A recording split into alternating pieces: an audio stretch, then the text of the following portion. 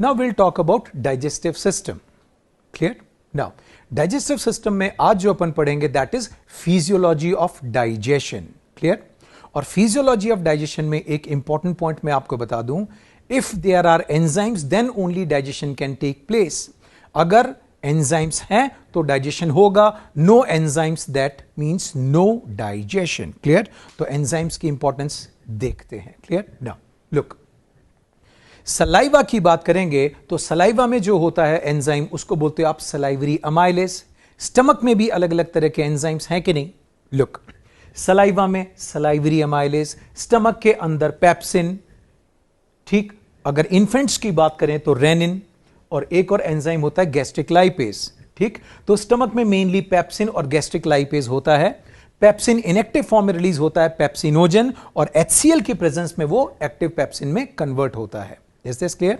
फिर बात करेंगे पेनक्रियाज में पेनक्रिटिक जूस के जो एंजाइम्स हैं वो सबसे इंपॉर्टेंट हैं। और एक बात करेंगे इंटेस्टाइनल ग्लैंड, इसके भी एंजाइम्स की बात करेंगे। लेकिन उससे पहले एक क्वेश्चन, रिमेंबर, एक एंजाइम एलिमेंट्री कैनाल के हर पार्ट में काम कर सकता है क्या? नो, बिकॉज अलग अलग जगह पीएच अलग अलग होता है। Look, oral cavity, oral cavity में पीएच इज 6.8। क्लियर? यहां जो एंजाइम काम कर रहा है that is alpha salivary amylase. Stomach में पीएच इज 1.8। यहां जो मेन एंजाइम काम कर रहा है वो है पेप्सिन। और इंटेस्टाइन की बात करोगे यहां कई एंजाइम है। क्लियर?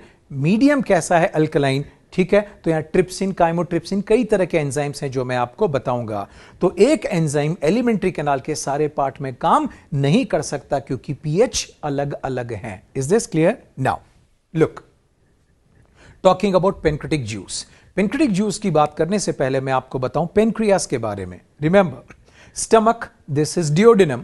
स्टमक के नीचे डियोडिनम की कॉन्केविटी में जो आपको ग्लैंड नजर आ रही है ये है पेनक्रियाज। और पेनक्रियाज से क्या रिलीज होता है? Pancreatic juice. वैसे ही इंटेस्टाइनल ग्लैंड से क्या रिलीज होता है? Intestinal juice. पेनक्रिटिक जूस कहां रिलीज होगा? डियोडिनम में। इंटेस्टाइनल जूस भी कहां पहुंच गया? आपके पास स्मॉल इंटेस्टाइन के इस पार्ट में। Is this clear? Now pancreas की बात करोगे, इसके पास वैरायटीज ऑफ एंजाइम्स हैं। लुक, अगर मैं आपसे पूछूं सलाइवा में कौन सा एंजाइम, तो आपका आंसर होगा सलाइवरी अमाइलेज। क्लियर? अगर मैं आपसे पूछूं स्टमक में कौन सा मेन एंजाइम है, तो आपका आंसर होता है pepsin. Now talking about pancreatic juice, pancreatic juice के अंदर प्रोटीन डाइजेस्टिंग एंजाइम्स हैं, कार्बोहाइड्रेट डाइजेस्टिंग एंजाइम है, फैट डाइजेस्टिंग एंजाइम है, और न्यूक्लिक एसिड डाइजेस्टिंग एंजाइम्स हैं। Is this clear? तो आपकी डाइट में क्या होता है? कार्बोहाइड्रेट, फैट्स, प्रोटीन्स और न्यूक्लिक एसिड, इसके सिवा क्या है? Is this clear? नाउ तो ये हर चीज को तोड़ने का काम करेंगे, बिकॉज जब डाइजेशन की बात कर रहे हैं तो डाइजेशन का मतलब क्या होगा? Break down of complex substance into simple. लेकिन ये ब्रेक डाउन किसके बिना पॉसिबल नहीं है? Digestion. Clear?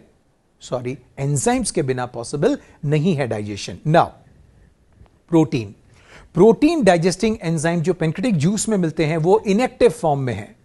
Clear? Now example, trypsinogen, chymotrypsinogen, procarboxypeptidase. Now जब ये प्रोटीन डाइजेस्टिंग एंजाइम डियोडिनम में जाएंगे तो किस फॉर्म में जाएंगे? इनएक्टिव फॉर्म के अंदर।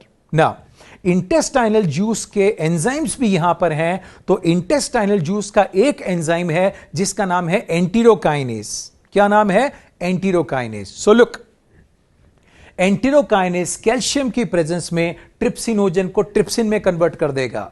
बस एक बार ट्रिप्सिन एक्टिव हो जाए तो वो काइमोट्रिप्सिनोजन को काइमोट्रिप्सिन में कन्वर्ट कर देगा, प्रोकार्बोक्सीपेप्टिडेज को कार्बोक्सीपेप्टिडेज में कन्वर्ट कर देगा। Is this clear? नाउ अगर एंटीरोकाइनेज को एब्सेंट कर दूं तो ट्रिप्सिनोजन का ट्रिप्सिन में कन्वर्ट नहीं होगा, तो ये प्रोटीन डाइजेस्टिंग एंजाइम काम नहीं कर पाएंगे। Is this clear? Now carbohydrate digesting enzyme is pancreatic amylase. Look, alpha salivary amylase 30% starch को तोड़ेगा ओरल कैविटी के अंदर, रिमेनिंग 70% को कौन तोड़ेगा? अल्फा पेनक्रिटिक अमाइलेज, जिसको क्या भी बोलते हो आप? अमाइलोप्सिन। नाउ फैट्स, फैट्स की बात करोगे बोलोगे पेनक्रिटिक लाइपेज। ठीक, लाइपेज हमेशा फैट्स को ही तोड़ता है, और पेनक्रिटिक लाइपेज की बात करोगे इसको बोलते हो आप स्टिएप्सिन। तो पेनक्रिटिक जूस के अंदर जितने भी फैट डाइजेस्टिंग एंजाइम है उन सबको कलेक्टिवली क्या बोलते हैं? स्टिएप्सिन। बट मेनली अपन किसकी बात करेंगे? Pancreatic lipase. Now nucleic acid, nucleic acid is either DNA और RNA. Clear?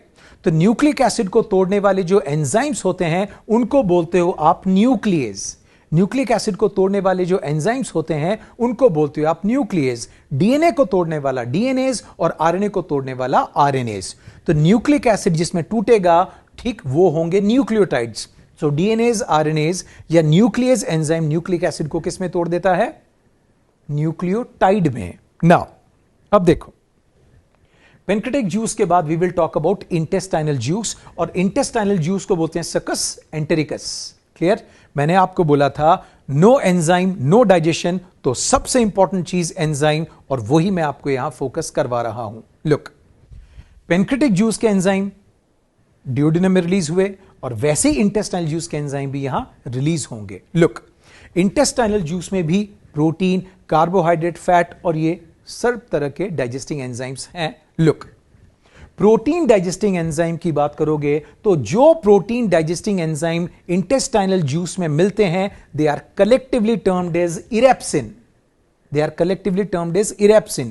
Irapsin includes dipeptidase, aminopeptidase, etc. Is this clear?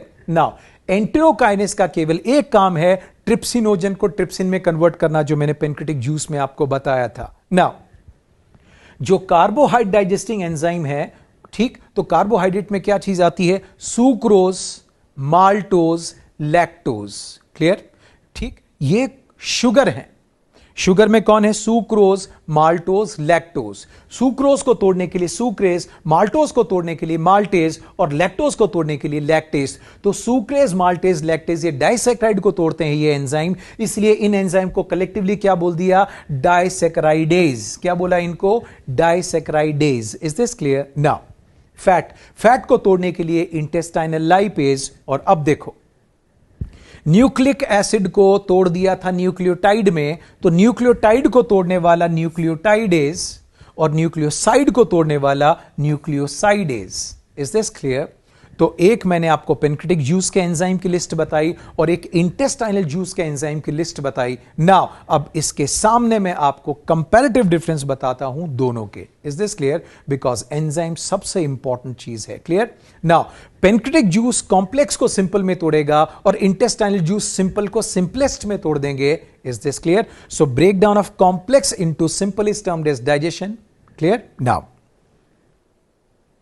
Let's talk about this pancreatic juice, और ये आपने बात की intestinal juice. Look, pancreatic juice में जो protein digesting enzyme है, clear, ये है आपके पास ट्रिप्सिन, काइमोट्रिप्सिन, कार्बोक्सीपेप्टिडेज। जबकि इंटेस्टाइनल जूस में जो प्रोटीन डाइजेस्टिंग एंजाइम है उनको कलेक्टिवली बोलते हो आप erepsin. It includes dipeptidase, aminopeptidase. Is this clear? Now, carbohydrate digesting enzyme में ये है पेनक्रिटिक अमाइलेज, जबकि इंटेस्टाइनल जूस में कार्बोहाइड्रेट डाइजेस्टिंग एंजाइम को कलेक्टिवली क्या बोलते हो आप? डाइसैकेराइडेज। टेल मी, क्या sucrase, maltase, lactase pancreatic juice में मिलते हैं? नहीं। नेक्स्ट, फैट को डाइजेस्ट करने के लिए पेनक्रिटिक लाइपेज, तो पेनक्रिटिक लाइपेज को क्या बोला? स्टिएप्सिन। कहां मिल रहा है? पेनक्रिटिक जूस में। इंटेस्टाइनल जूस में फैट्स को तोड़ने वाले इंटेस्टाइनल लाइपेज, पेनक्रिटिक जूस में पेनक्रिटिक लाइपेज। क्लियर? नाउ, इधर मिलेगा आपको न्यूक्लियस और यहां मिलेगा आपको न्यूक्लियोटाइडेज और न्यूक्लियोसाइडेज। क्लियर? तो ये मैंने आपको कंपैरेटिव लिस्ट बताई दोनों एंजाइम्स की। पहले इंडिविजुअल देखा, उसके बाद comparative difference. Clear? Now look, digestion in the oral cavity. Clear? Now, जब ओरल कैविटी में डाइजेशन की बात कर रहे हैं तो when you chew the food, जब अपन फूड को चबाते हैं, क्लियर, तो यहां पर food is mix with saliva. Clear? Chewing के बाद एक राउंड स्ट्रक्चर बन जाता है जिसको बोलते हैं बोलस, और बोलस का क्या करते हैं आप? स्वॉलोइंग दिस को क्या भी बोलते हो? डीग्लूटेशन।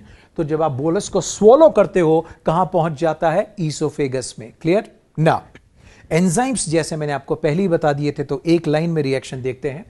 Starch is broken down into maltose and alpha dextrin by enzyme salivary amylase.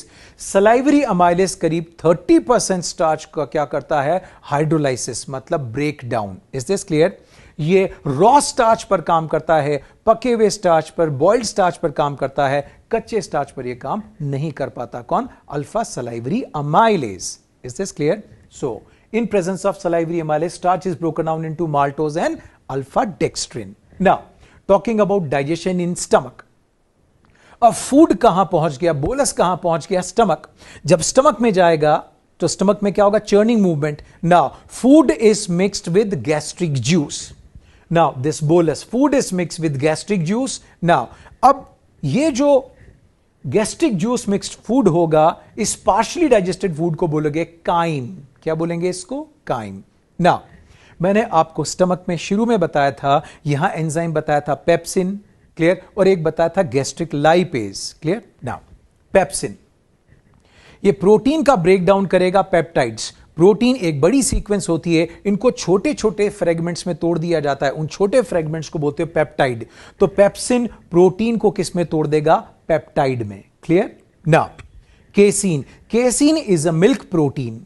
Casein एक मिल्क प्रोटीन है। रेनिन एंजाइम केसीन को कन्वर्ट करता है कैल्शियम पैराकैसिनेट, इसको बोलते हैं कर्डलिंग ऑफ मिल्क, और आगे पेप्सिन इसको छोटी छोटी सीक्वेंस में तोड़ देता है, मतलब पेप्टाइड्स में। Is this clear? Now enzyme rennin is found only and only in mammalian infants. Rennin केवल मैमेलियन इन्फेंट्स में मिलता है, एडल्ट में नहीं मिलता। Is this clear? नाउ केवल मिल्क डाइजेशन को असिस्ट करने के लिए, कर्डलिंग करने के लिए, डाइजेशन नहीं बोलेंगे, स्पेशली कर्डलिंग करने के लिए यहां पर एक स्पेशल एंजाइम इन्फेंट्स में नेचर ने दिया, that is rennin. Now fats, आपकी डाइट में जो इमल्सिफाइड फैट होगा, उस थोड़े से इमल्सिफाइड फैट के ऊपर कौन एक्ट करेगा? गैस्ट्रिक लाइपेज, और ये गैस्ट्रिक लाइपेज फैट्स को तोड़ देता है फैटी एसिड और ग्लिसरॉल में, क्लियर। तो ये आपने बात की digestion in the stomach. Now अब बात करेंगे डाइजेशन इन स्मॉल इंटेस्टाइन। जब फूड कहां चला गया? Small intestine. फूड कहां चला गया? Small intestine.